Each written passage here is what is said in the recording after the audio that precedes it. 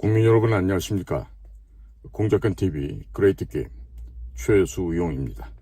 오늘도 저희 방송을 애청하시는 대한민국 전국 곳곳에 국민 여러분 그리고 해외에 계시는 동포 여러분 감사의 인사를 드립니다.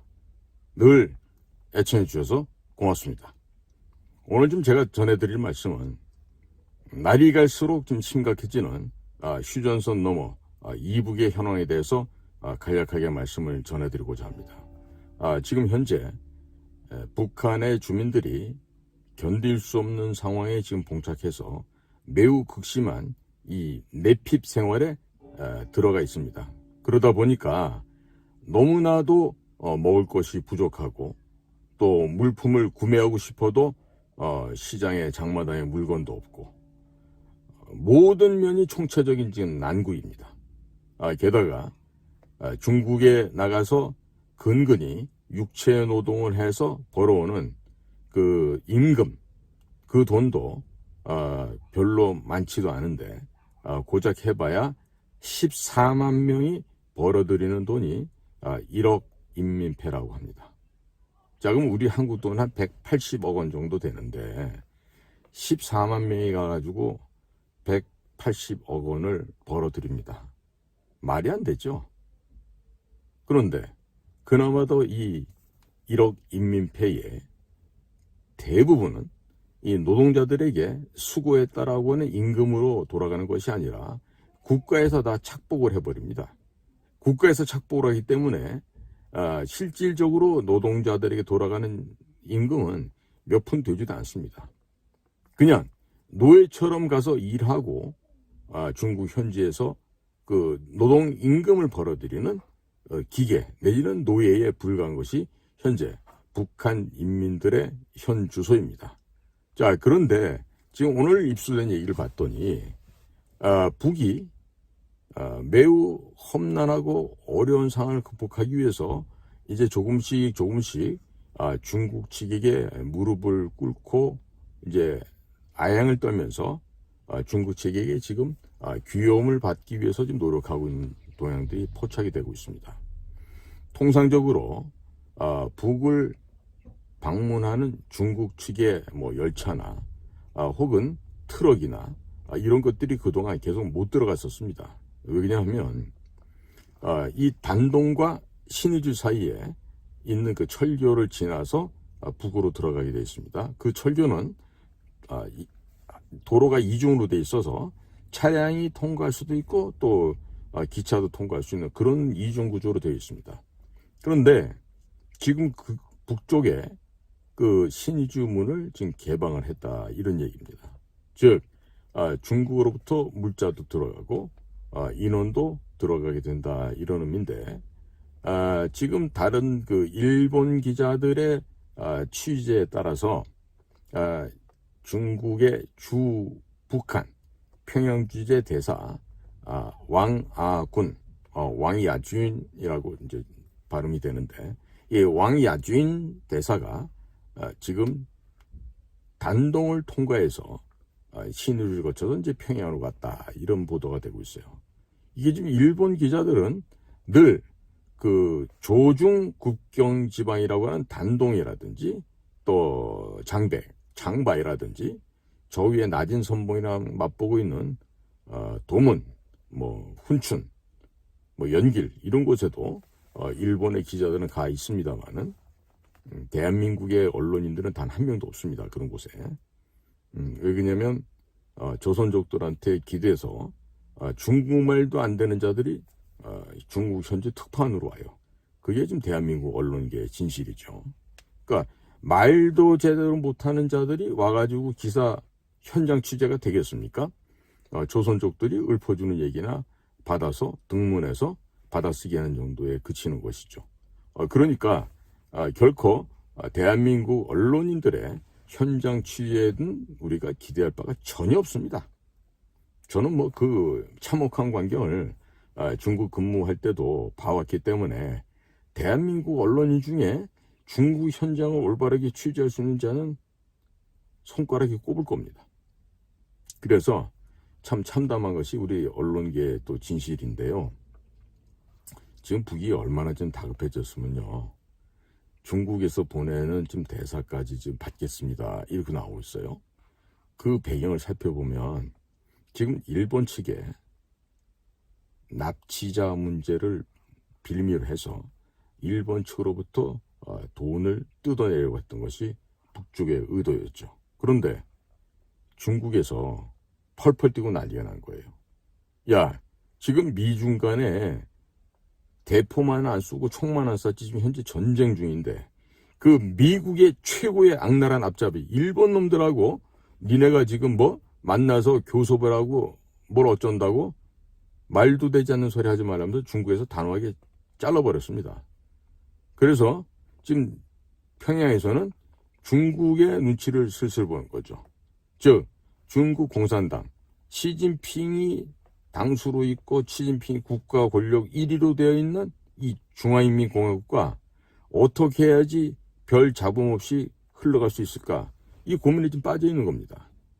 일단은 순치된 모습을 보여야죠. 아양을 떨어야 되겠죠. 형님 한 번만 봐주십시오. 앞으로 말 잘 듣겠습니다. 이러한 제스처로 이번에 왕야준 북한 평양 주재 중국 대사가 지금 부임을 해서 지금 가는 걸로 그렇게 관찰이 되고 있는데, 자 여기서 지금 2년 만에 코로나를 핑계로 대면서 그동안 외교 대사가 오지 못했던 상황을 감안해 봤을 때 현재 북의 삶이나 북의 경제나 북의 모든 면이 지금 죽기 직전에 좀 떨어져 있다라고 하는 이런 그 심각한 상황인 것입니다. 오죽하면 북의 인민들이 남조선 군대 여러분들 어서 오십시오. 미군 여러분들 어서 와서 우리 좀 잡아가 주십시오. 우리 좀 포로 되게 해주십시오. 이렇게 지금 갈망하고 있다는 거 아닙니까? 즉 미군 포로가 되고 대한민국 국군의 포로가 되면 먹을 거라도 먹을 수 있으니까 그런 생각을 한다 그럽니다. 자, 또 한 번 제가 반복된 얘기를 할게요. 이럴 때 우리 대한민국은 어떻게 됩니까? 저 불쌍한 2,400만 북한 인민들을 다 이리 데리고 올 수가 없어요. 무지하게 큰 문제 됩니다. 그러면 저들이 일정하게 물건을 구매할 수 있는 유효 구매력도 보유할 만큼 경제가 안정되고 또 돈벌이도 하고 해야 되지 않겠습니까? 그러기 위해서 일정 기간이 우리가 합쳐지지 말아야 하는 그런 기간이 있는 거겠죠.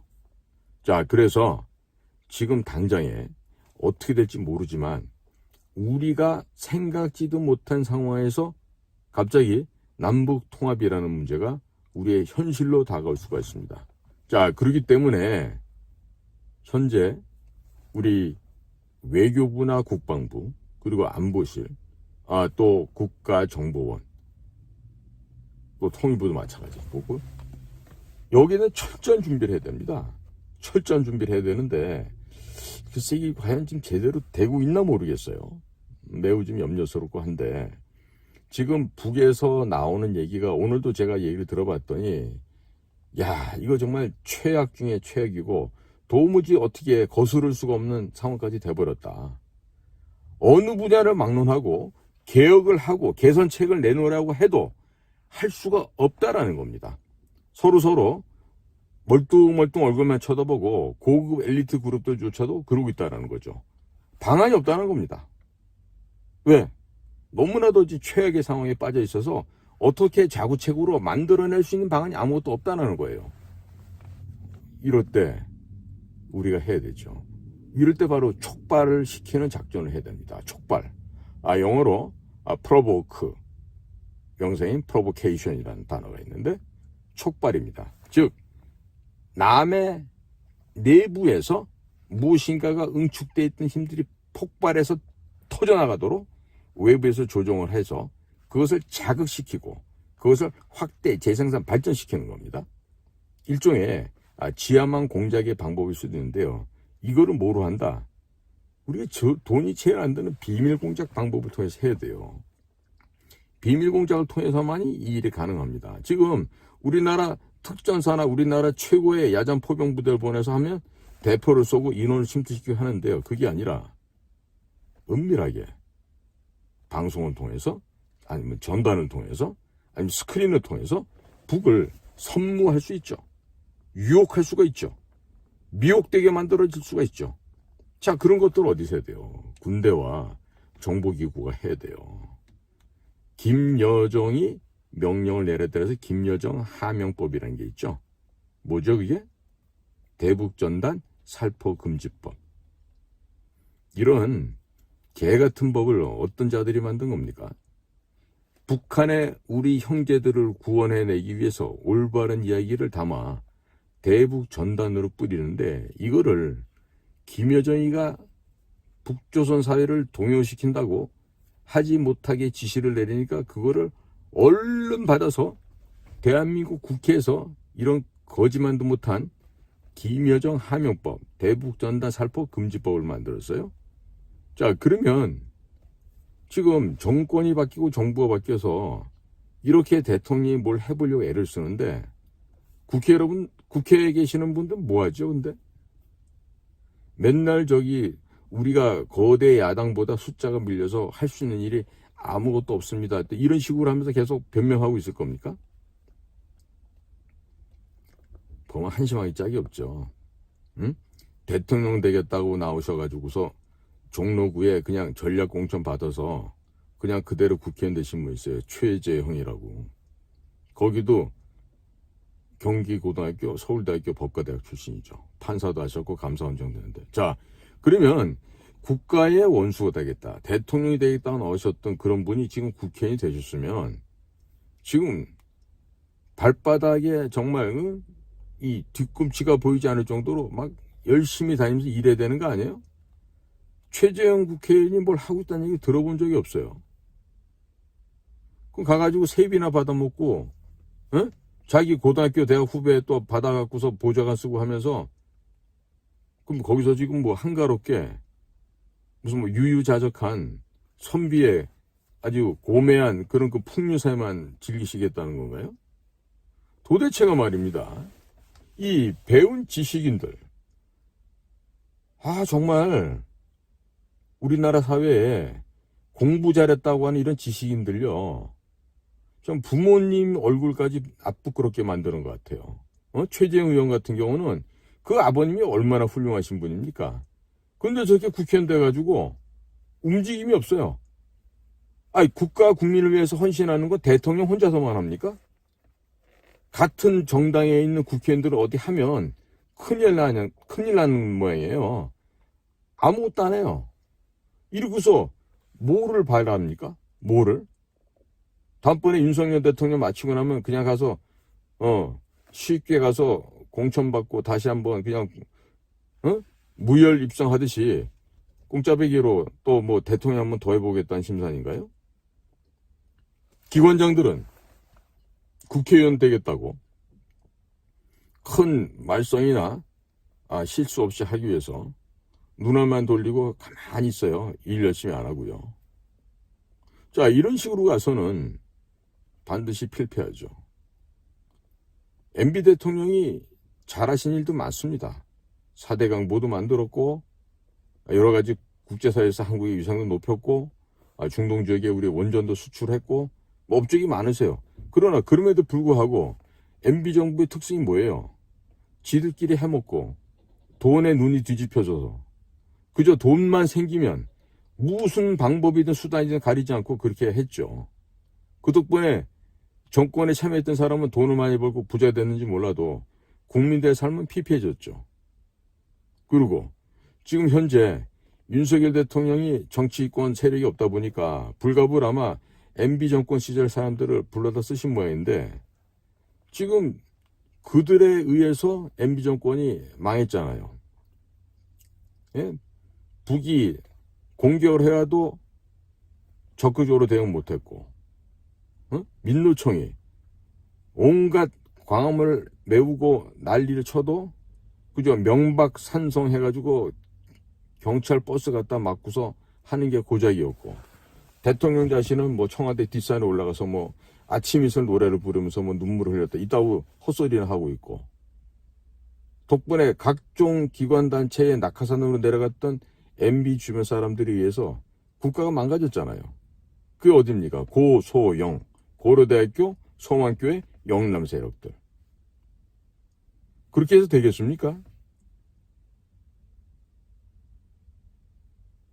아니, 언제 봤다고 고려대학교하고 소망교회 나오면 다 장차관하고 기관장 가고 이렇게 돼요. 거기다 또 영남이면 무조건 다 됩니까?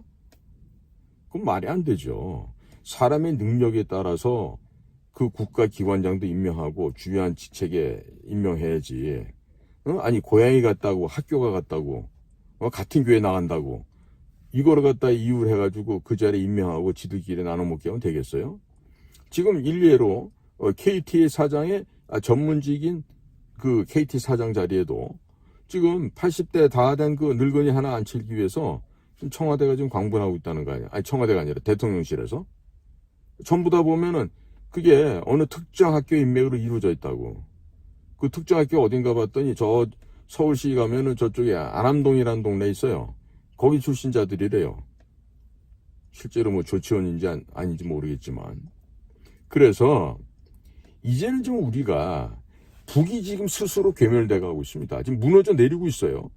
그러면 언제까지 여기 지금 대통령실 주변에서 호가호위하면서 자리 싸움하고 관용차량 타고 기사 딸린 차 타면서 뭐 연봉 억대 연봉 하면서 이런 거 폼 잡으려고 하겠어요. 국가를 위해서 국민을 위해서 봉사하는 자리가 공직입니다. 근데 그 공직에서 돈과 재물과 명예와 권력 모든 것을 탐하면요 그거는 도둑놈이에요. 도둑놈. 그렇게 될 수가 없어요. 어떻게 모든 걸 다 가져갑니까? 지금 북이 지금 괴멸되고 있는 상황에서 제발 좀 우리를 포로로 포획해달라고 북의 인민들이 절규하고 있습니다. 지금 무너져 내리고 있는데 과연 우리는 이대로 있으면 되겠습니까? 특히나 자 고소형 출신들이 소망교회에 들어가 있잖아요. 그 자들의 대부분은 크리스찬이라 그래요. 일요일이면 성경책 옆에 경건하게 끼고 주일 예배 참석하고 찬양 드리고 예배 드리고 왔다 그러는데 도대체 그런 게 무슨 의미가 있죠? 이 가짜 예수쟁이 거짓말 크리스찬 여러분들, 귀하들은 이 나라가 진정으로 잘 되기를 원한다면 이 대한민국은 우남 이승만에 의해서 세워진 기독교에 입각한 기독교 입국론이라는 걸 아셔야 됩니다. 그리고 그 기독교 입국론에 의거해서 이 더러운 세상의 악귀들과 싸움을 해야 되는데 귀하들은 과연 무슨 일을 어떻게 하고 있죠? 이 나라가 어떠한 토대 위에서 만들어졌는지 자유민주주의가 어떠한 이념체계로부터 배양돼서 성장했는지 알고나 있습니까? 그러면 기독교인이라 하면서 예수 그리스도가 부활했다고 하면서 그거 가지고 계속해서 뻥치고 장사해 먹나요? 큰일 날 소리입니다, 지금. 특히 먹는 것에 치중하는 목사가 아닌 먹사 여러분, 말씀을 전파하지 않는 이 독사 여러분, 진정한 목사는 대한민국의 1%도 안 된다고 합니다. 자, 그렇다면 본인들이 먹사인지 아니면 목사인지 아니면 진정한 목사인지 양심에 손을 놓고 생각해 보십시오. 자기가 목사라고 한다면 교회에서 기독교 입국론에 대해서 설교를 하기 바랍니다. 그리고 정신 차리기 바랍니다. 더더군다나 큰 교회에서 무슨 대북 인도 지원이다 해가지고 약품 보내고 쌀 퍼다 주고 돈 갖다 주고 어떤 미친 교회들은 현금까지 갖다 준다 그래요. 아예 독사 아가리에다가 고기를 아주 쓸어서 그냥 차곡차곡 집어넣어 주시기 바래. 그러지 말고. 응? 독사 입에다 집어넣잖아요. 나오는 건 독극물밖에 안 나옵니다. 자, 그러니까 국민 여러분, 우리가 지금 어떻게 변화돼야 될지 제가 계속 말씀드리고 있는데 그 현란한 북의 용어 혼란 전술에 넘어가면 안 되겠죠. 그리고 대한민국의 공직자들도 역사를 바로 알고 대한민국의 실존이 어디서 비롯되었고 우리를 늘 위협하고 있는 상존하는 위협 세력이 북은 어떠한 우상의 지배체제고 독재 지배 체제인지 커다란 광신도 교도의 모임이라는 거를 우리가 알아야 되는 거 아니겠습니까? 국민 여러분, 그렇지 않습니까? 이제는요, 우리가 좀 정신을 바짝 차려야 될 것 같아요. 그리고 강하고 담대하게 일어나서 이 나라가 왜 건국되었는지, 그 건국의 이념 배경 및 우리의 진짜 역사를 바로 알아서 이 나라를 다시 한번 아름다운 나라로 변모시켜야 되지 않겠습니까? 며칠 안 남았습니다. 시간이. 국민 여러분들께서도 저희가 지금 하고 있는 역사 바로 알리기 운동, 역사 전쟁에 참여해 주시고 제가 운영하고 있는 인도 태평양 전략연구원 www.k-cia.kr